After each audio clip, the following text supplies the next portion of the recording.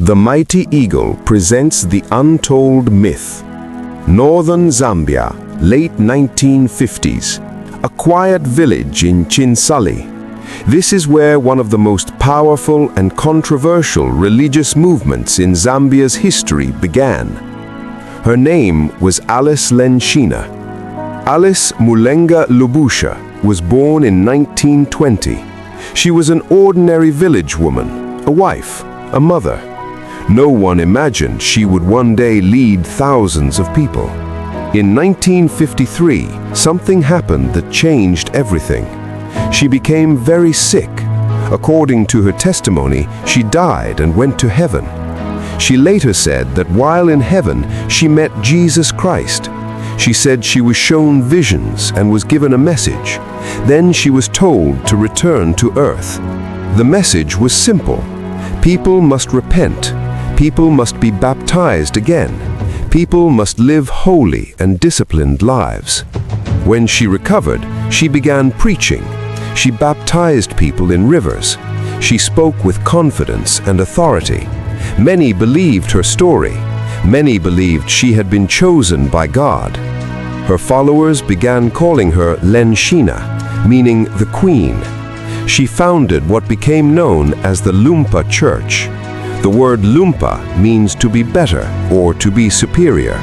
The church grew very fast, especially in northern province. Thousands joined. The movement demanded strict discipline. Members were told to reject traditional spiritual practices. They were told not to mix with other churches. They were told to follow the rules of purity and obedience. But one rule would cause serious trouble. Members were instructed to stay away from politics. At that time, Northern Rhodesia, which is now Zambia, was preparing for independence from British colonial rule. Political movements were strong. Leaders were mobilizing people to support national unity. One of the key leaders during that period was Kenneth Kaunda. Political parties wanted citizens to register and participate in national structures, but many Lumpa members refused. They believed their loyalty was to God's kingdom, not to political systems. Tension began to rise. Political supporters accused Lumpa followers of disobedience and rebellion.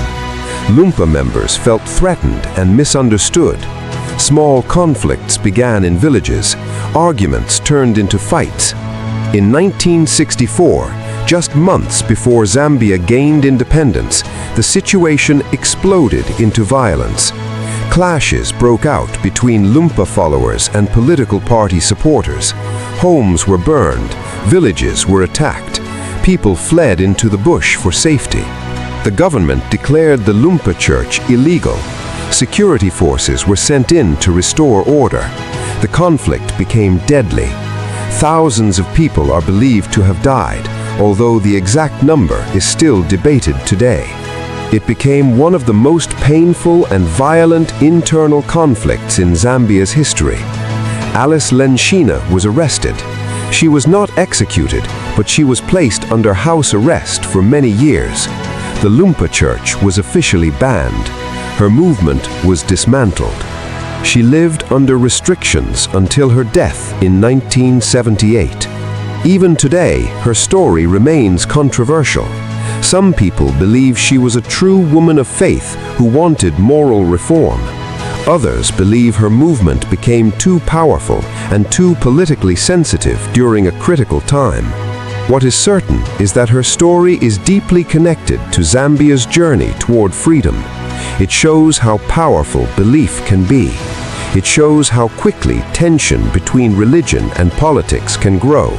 And it reminds us how fragile peace can be when fear and misunderstanding take control. In the hills of northern Zambia, the memory of that time still lingers. The story of Alice Lenshina is not just about religion. It is a story about faith, authority, conflict, and a nation standing on the edge of freedom.